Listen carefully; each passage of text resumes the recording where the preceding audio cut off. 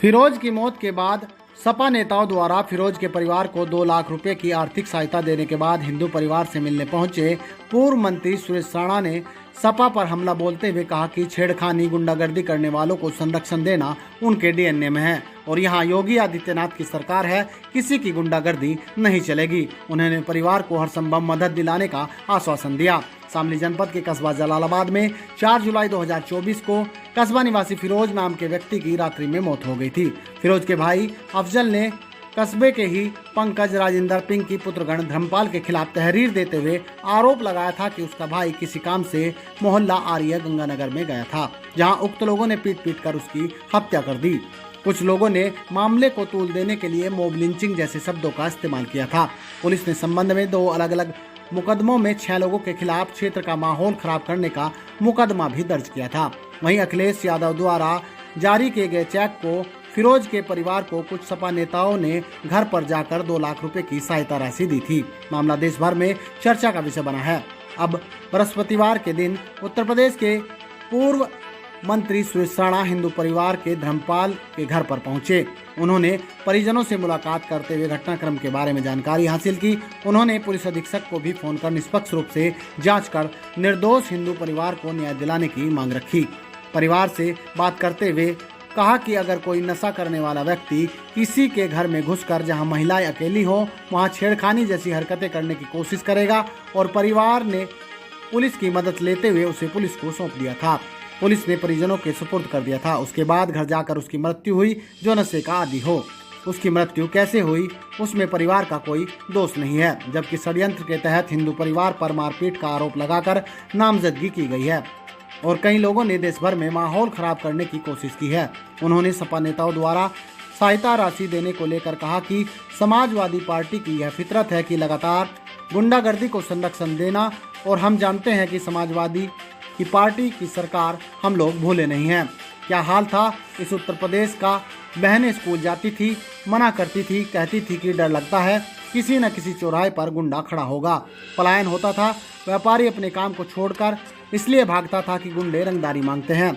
और समाजवादी पार्टी के नेता जिस तरह से संरक्षण करते थे वह किसी से छुपा नहीं है और उनके डीएनए में यह है कि किस तरह से हर मामले को तुष्टीकरण कर सकते हैं, किस तरह से हर बात का एंगल, किस तरह से धार्मिक उन्माद फैला सकते हैं। एक व्यक्ति नशे की हालत में आता है, घर में घुसता है, अकेली महिलाएं घर में हैं, परिवार उसे पुलिस को सौंप देते हैं, लेकिन केवल भीड़ तंत्र के आधार पर अपनी बातों को चिल्ला चिल्ला कर बोलना और हर बात को यह फितरत है कि कैसे हम छेड़खानी करने वालों, गुंडागर्दी करने वालों को मदद करें, यह उनके डीएनए में है। और निश्चित रूप से देश में प्रधानमंत्री नरेंद्र मोदी एवं प्रदेश में योगी आदित्यनाथ की सरकार है। किसी गुंडे अपराधी को छूट नहीं है, किसी नेता को छूट नहीं है, किसी को छूट नहीं है कि वह किसी भी तरह के धार्मिक उन्माद को फैला सके। जो भी ऐसा काम करेगा मजबूत रूप से उसके खिलाफ कार्रवाई की जाएगी।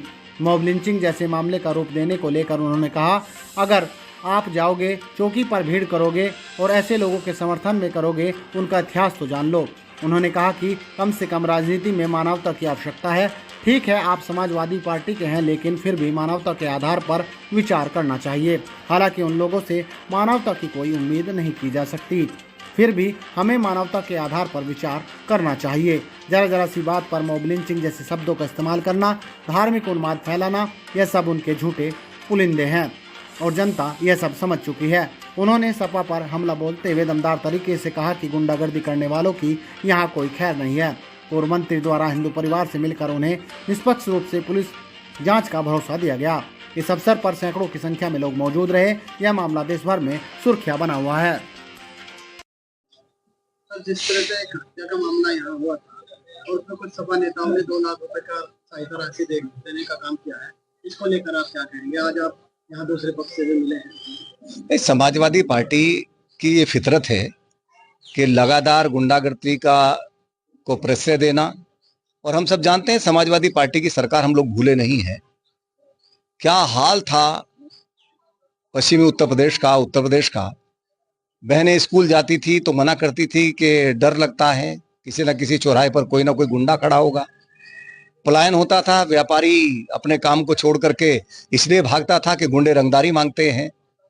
और समाजवादी पार्टी के नेता जिस तरह से संरक्षण करते थे वो किसी से छिपा हुआ नहीं है, और उनके डीएनए में ये है कि किस तरह से हम तुष्टीकरण कर सकते हैं, किस तरह से हर बात का एंगल, किस तरह से हम धार्मिक उन्माद फैला सकते हैं। मैं आया था जलालाबाद में, हमारे बहुत प्रतिष्ठित परिवार हैं, हमारे ओम प्रकाश जी हैं, हमारे धर्मपाल जी हैं, और एक व्यक्ति नशे की हालत में आता है, घर में घुसता है, अकेली महिलाएं घर में हैं, वो पुलिस को सूचना देते हैं, वो पुलिस ले जाती है चौकी पर और चौकी के लोग परिवार के लोगों को सुपुर्द कर देते हैं। उसके बाद क्या होता है क्या नहीं होता है, अब मौत का कारण क्या है वो सब पोस्टमार्टम के बाद चीजें उजागर होंगी, क्या मौत का कारण है।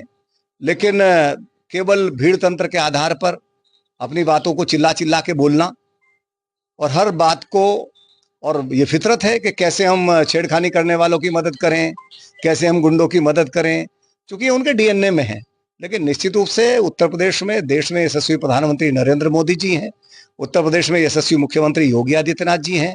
किसी गुंडे अपराधी को छूट नहीं है, किसी नेता को छूट नहीं है, किसी को छूट नहीं है कि वो किसी भी तरह के धार्मिक उन्माद को फैला सके।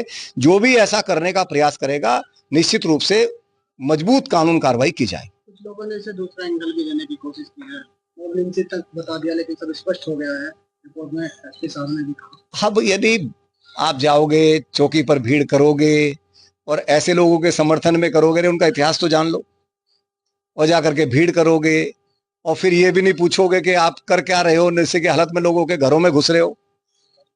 अब कम से कम राजनीति में भी मानवता आवश्यकता है। ठीक है आप समाजवादी पार्टी में हैं, लेकिन फिर भी मानवता के आधार पर भी विचार करना चाहिए।